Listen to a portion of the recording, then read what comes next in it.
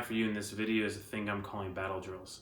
Battle Drills is a video series designed for polygamers like myself as a quick reference to rules that you already know and you've played, or perhaps a quick reintroduction to some rules interactions you might have forgotten with time away from the game. So whether you're coming back from a bolt action binge and you want to jump into some Spectre, or you're done playing a 9th Age tournament and you want to play some Ultra Combat, these series of videos are designed to help bridge that gap between the rule systems to get you on the table playing the games you love. So I hope you guys enjoy, and thanks for watching. Back in this episode, we're going to talk about Suppression in Spectre Operations. Now, Suppression is probably one of the biggest changes from version 1 to version 2. We out here in Texas think it was a good change and a step in the right direction. So open up your rulebook and check page 43 for Suppression.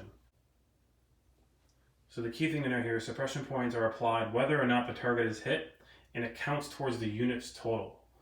So this would be a reason why you shoot rapid fire with less than trained troops, or even with your trained troops. So instead of putting 1 suppression token on the enemy, you're now going to put 2 on them. So these tokens, or these suppression points, are going to be cumulative. So you're going to add them as you play in the turns. And then once you reach your limit for what your command value is, you're going to take a command test. So you can have a scenario where I'm setting up here, where this squad here on the right is shooting into this 2-man team, and they're not done firing, where they have reached being professional soldiers, suppression tokens equal to the leadership value. So this would trigger a command test. So the command test, they'll roll their command value of a 3, and needing to score a 1, 2, or a 3 to pass their command test. They rolled a 4. So what would happen is, they would go up a suppression level. We're going to use this red dice here to indicate the suppression levels. And then these suppression points would go away.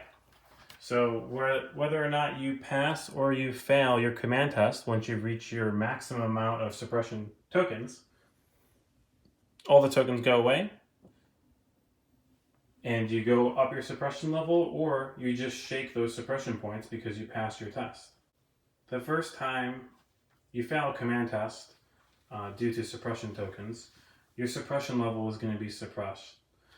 So a suppressed model or unit, because remember, this affects the entire unit, so this affects both soldiers right there.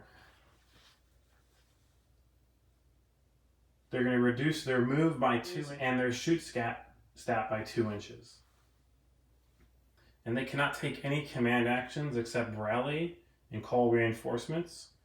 And then each suppressed unit in a force at the end of the turn creates a -1 modifier. So if they make it all the way to the end of this turn, start with a new turn, when we do our initiative roll off, there's going to be a -1 modifier for the side of the forces that have a suppressed unit. If they're shot at again, reach their level and fail their test, they'll be up 2 suppression levels and they'll be considered pinned. So when a model is pinned, they reduce their move by 4 inches, reduce their shoot by 3 inches, cannot make a combat sprint tactical action, but may make another tactical action as normal. And the only command actions they can do is rally. Now at the end of the turn, if they're still pinned, it's going to be an overall -2 modifier. And then the third time they fail their test, they get shot at 3 more times and fail their tests, they will be routed. So a routed model cannot fire. If they're in open ground, in their movement and tactical action phase, they must make a combat sprint tactical action towards the nearest cover. If there's no cover available, the model makes a combat sprint towards the nearest friendly table edge and is removed from play if it reaches the table edge. Once it reaches cover, though, the suppression level is reduced to pinned. So routed models in a unit do not have to move to the same cover. So for this instance, if they were routed, they're already in cover, so they would drop to pinned.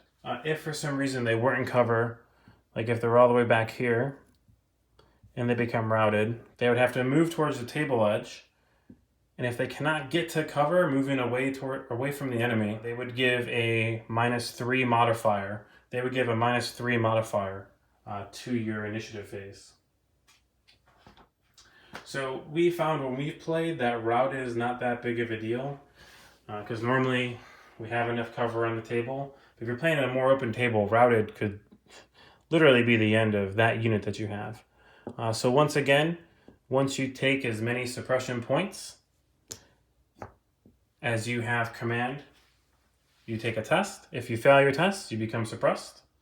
If that happens again, you become pinned. And if you become pinned, you become routed. If you're routed, you move towards cover and you become pinned. If you're pinned, you reduce your move by 4 inches and you reduce your shoot stat by 3 inches.